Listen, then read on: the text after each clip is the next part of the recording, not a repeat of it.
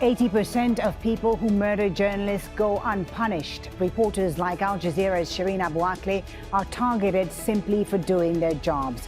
What should be done to combat impunity and ensure journalists are safe? This is Inside Story.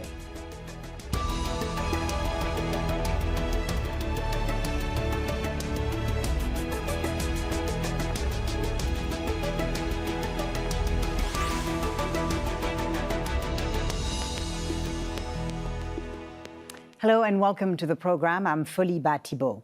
The killers of media workers are getting away with murder. That's the warning on the UN's International Day to End Impunity for Crimes Against Journalists.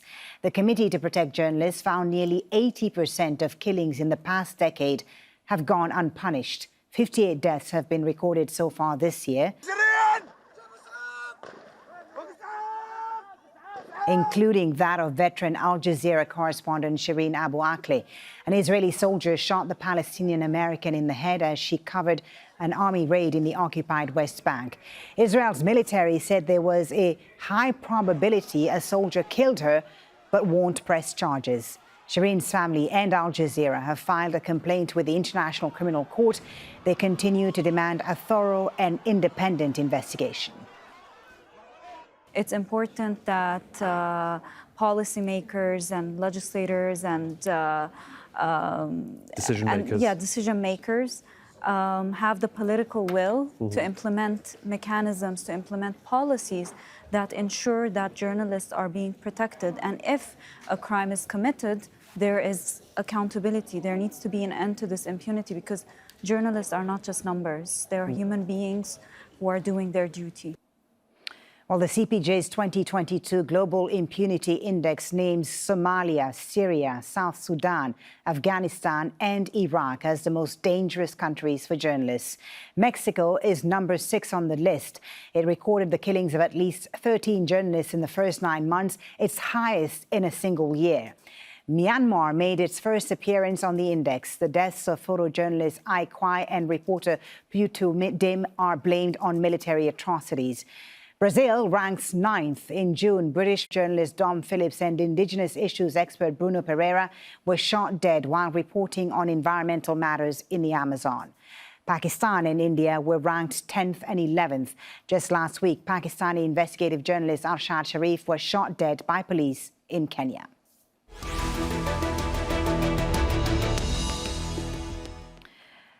Well, let's now bring in our guests for today's Inside Story. In Haifa is Sawsan Zaher, a human rights lawyer who has represented Palestinian cases before the Israeli Supreme Court. In New York, Jodie Ginsberg, president of the Committee to Protect Journalists. And in Oslo, Naing, editor of the Democratic Voice of Burma. He was given the Committee to Protect Journalists Award for Asia. A warm welcome to you all. Thank you very much for joining us. Sawsan, in Haifa, let me start with you if I can. Shireen Abu Akleh's death was the most high profile in a long list of Palestinian journalists killed by the Israeli military. Before I ask you about her specific case, can you tell us first whether her killing and the international attention that it's drawn has in any way changed the way Palestinian journalists are treated?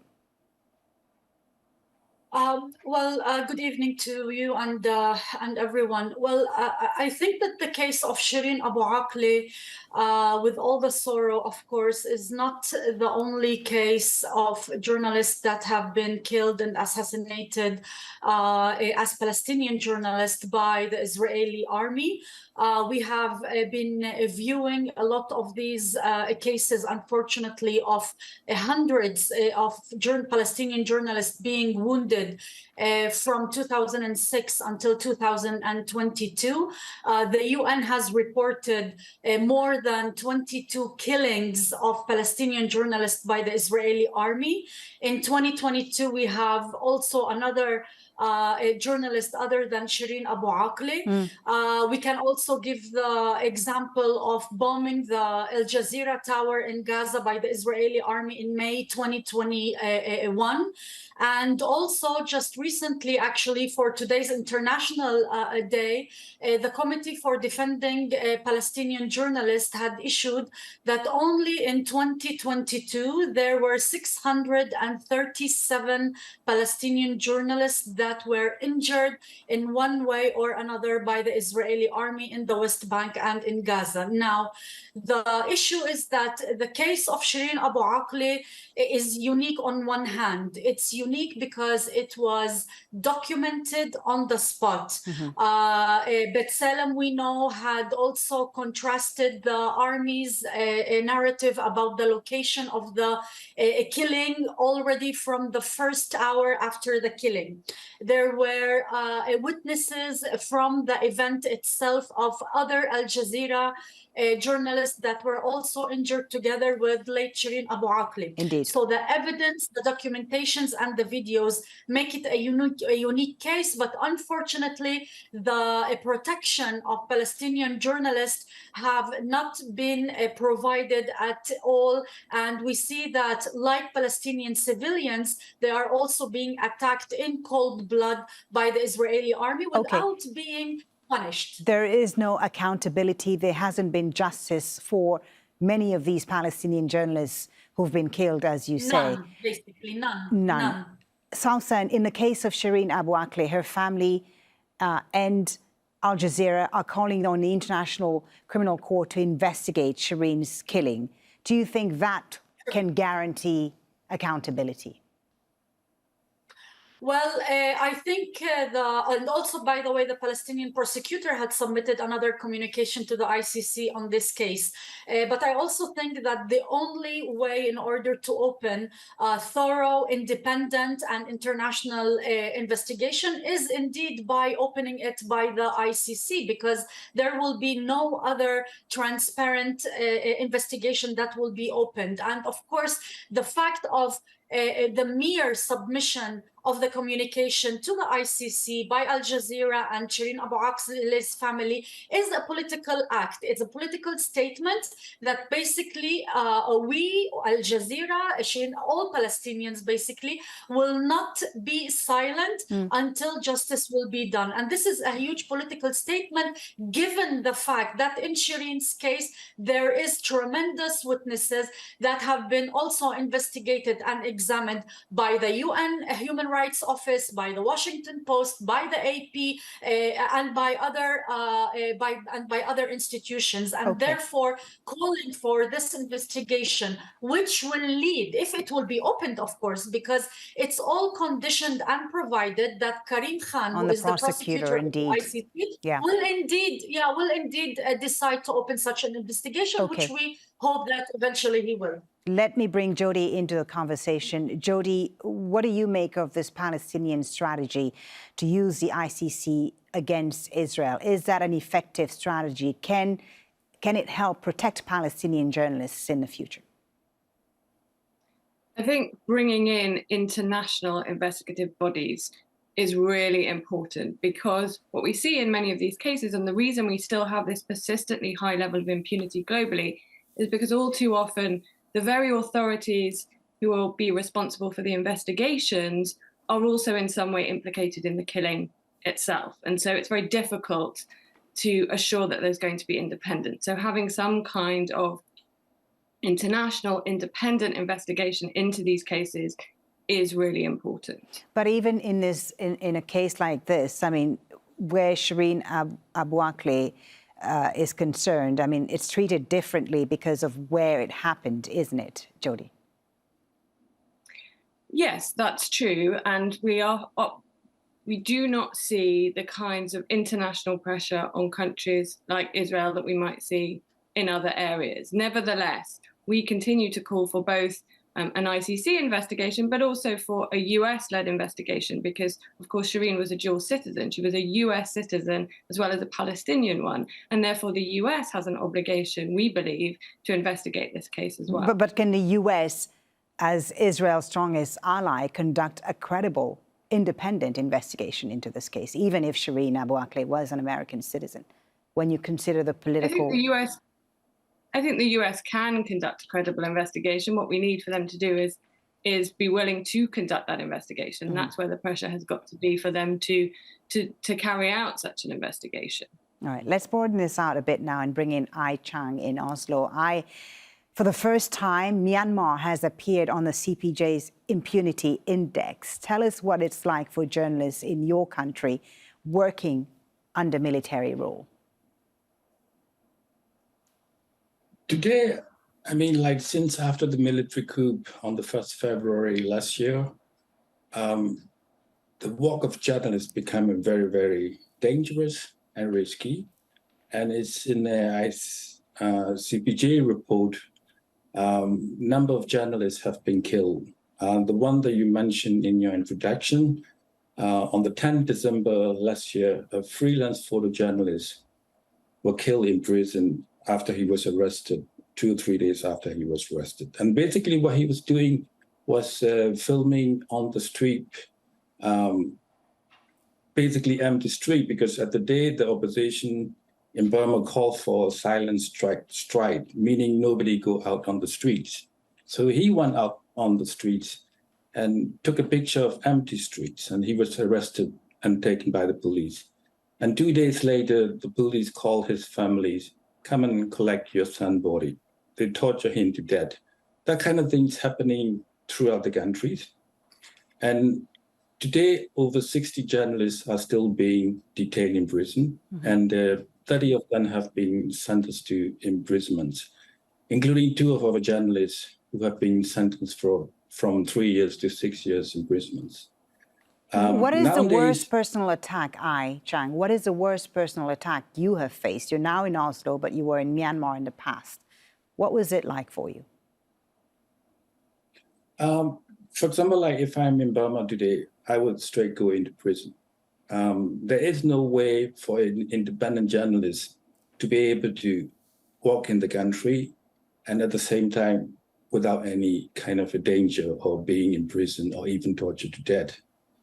We still have people on the ground, my colleagues still inside the country, but we have to be totally an official undercover.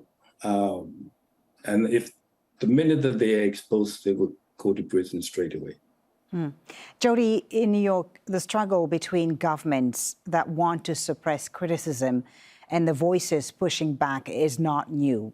But the tools and tactics, it seems, of repression have evolved. Why is it dangerous, even more dangerous today to be a journalist than in previous decades, do you think?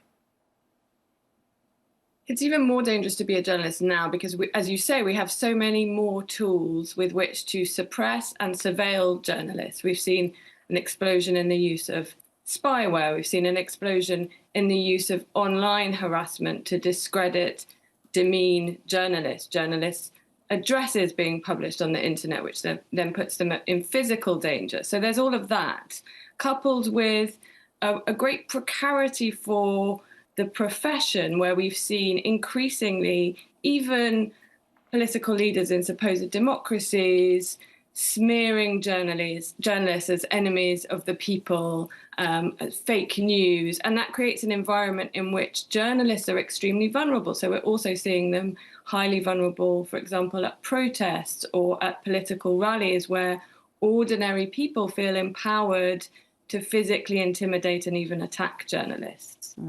Sawsan, tell us about your experience working with Palestinian journalists and what actions do you think can be taken today to make them more safe? I think that, first of all, having this day as an international day to acknowledge the lack of impunity when it gets to attacking or injuring journalists is important in and of itself. Not also to forget that in March 2015, the UN has also adopted a resolution number 2222, which basically sets some criteria to the special protection that should be provided to journalists all over the world, especially journalists journalists in conflict areas and a war. But if I come and address the situation of journalists of Palestinian journalists in Israel and Palestine, I think that there is a systematic attempt of attacking journalists and trying to silence them, either by attacking them, injuring or even killing them, or by not even letting them do their job. And in many of these cases, especially where it gets to physical attack and assassination, there has been several demands to open a criminal investigation against the army inside the Israeli legal system. This is part of what can be done in order to get criminal accountability. However, even the legal system in Israel doesn't really provide a lot of help, because even most of these cases are being closed. Right. Either they argue that there's no witnesses or that there's no liability. And even when a lawyer wants, or a human rights organization approaches and appeals the Israeli Supreme Court, also the Supreme Court gives a backup to the closure of investigation by not intervening or interfering in the decision to close the investigation. So on a local level... So are there no recourses then for Palestinian journalists? Excuse me? Are there no recourses, even if, as you say, even the legal system doesn't treat these cases in a fair way? What recourses then are there for Palestinian journalists? Yeah, this is basically why it's important to approach the ICC. In the case of Shireen Abu Akleh, we know that the family, and rightfully, they refused to demand an opening of an Israeli investigation in the case of her killing, because the results of such an investigation were very clear, and rightfully they didn't ask that and went directly to the ICC. So when we are able to show that the Israeli Supreme Court will not interfere, that the army in all the cases closes the investigation and doesn't provide any impunity for any of the events of the killing or the injury in these cases, it's basically an evidence to show before the ICC that Israel is not willing to do anything in order to bring the perpetrators to justice. And this is a very strong basis and argument when it gets to the ICC, the exhausting of legal remedies in the local courts in Israel, which shows basically that there is lack of political will to investigate and to provide accountability. Jodie, is lack of political will the only reason, you would say, for impunity? It's not the only reason. It's one of the key reasons. A lack of resource and capacity. So it requires trained investigators, a robust judiciary, for example. Those are some of the reasons.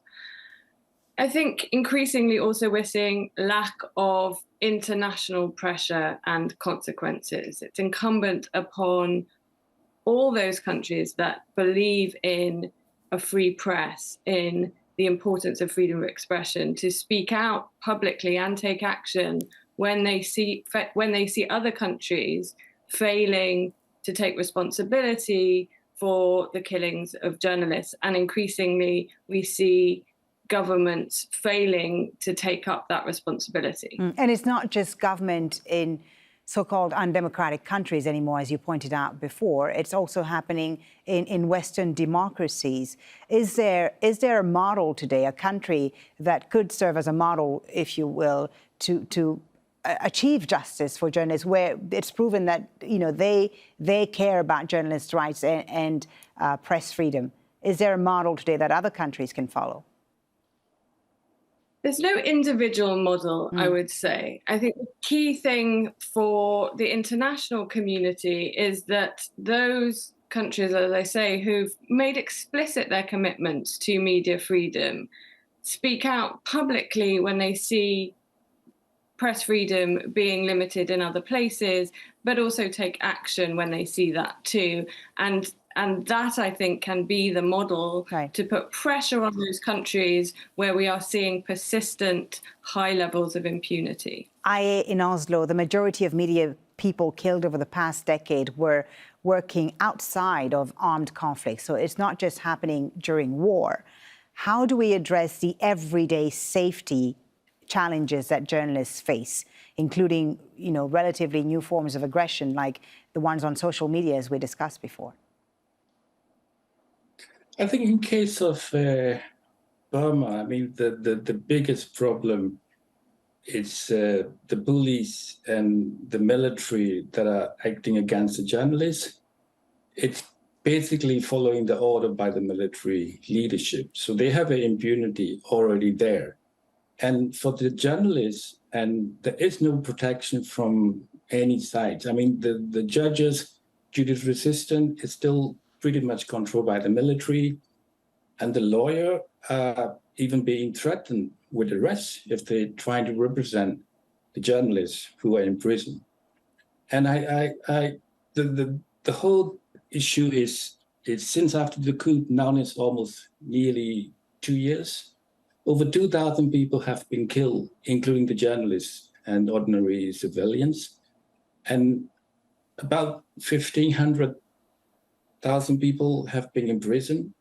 And lots of villages have been burned down. Almost 20,000 homes have been burned down. There are gross human rights violations. Mm-hmm. And for the military, that's the main reason that they are targeting the journalists, because they don't want to expose any of these human rights violation by their soldiers, by themselves. And as Jodie mentioned, I think the pressure from the international community is really important. Do you feel that there's been enough pressure from the international community on Myanmar's military?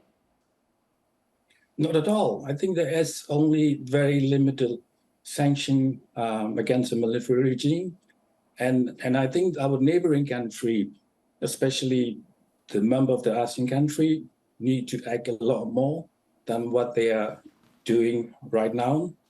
We need a lot more pressure from UN Security Council, United Nations, the real concrete, tangible international sanction needed. And on top of that, there are about 1.5 million people internally displaced person. And there is a current serious crisis with the humanitarian assistance. And the military is blocking the international NGOs, INGO to come in to assist. And that needs to be taken care of very urgently. All right. Sawsan in Haifa, Shireen Abu Akleh's case has international exposure, of course, and the backing of a powerful media network like Al Jazeera to go to the ICC. But what about killed journalists with lower profiles? How do we pursue justice for them? Well, yes, that's a huge issue because, and what makes, as I mentioned before, what makes Shireen's case unique and strong, not just on a political level or media level, but also on a legal level, is the fact that there were evidence from the ground at the time of the killing itself, documentation, witnesses, and so on, which basically lack in a lot of the other cases. And then we as human rights lawyer are finding ourselves in a difficult situation because in many of the cases the evidence are on the hands of the Israeli army, which doesn't, especially when we're talking about bullets as a primary evidence in these cases, which doesn't provide the evidence to the Palestinian side or to the lawyer's side. So there is a huge problem with it, but therefore I think that it will resemble a lot of the justice that would be done in other cases of journalists being killed by the Israeli army. Jodie, I'll give you the last word in New York, whether it's in Palestine or Myanmar. How do we combat impunity? We start by recognizing that, as Sawsan said, journalists are people. The reason they are targeted is for the stories they're producing, and those stories are vital to all of us. They're vital for our ability to live freely in just societies, and recognizing that is the first step to making sure that these journalists have justice. Thank you all very much for a very interesting conversation. Thank you, Sawsan Zaher, Ai Chang Naing, and Jodie Ginsberg. Thank you for joining us on this edition of Inside Story. And thank you, too, for watching. You can always watch this program again anytime by visiting our website at aljazeera.com. For further discussion, go to our Facebook page. That's facebook.com/AJ Inside Story. And, of course, you can join the conversation on Twitter. Our handle is at AJ Inside Story. From me, Folly, Thibault, and the whole team here in Doha, thanks for watching. Bye for now.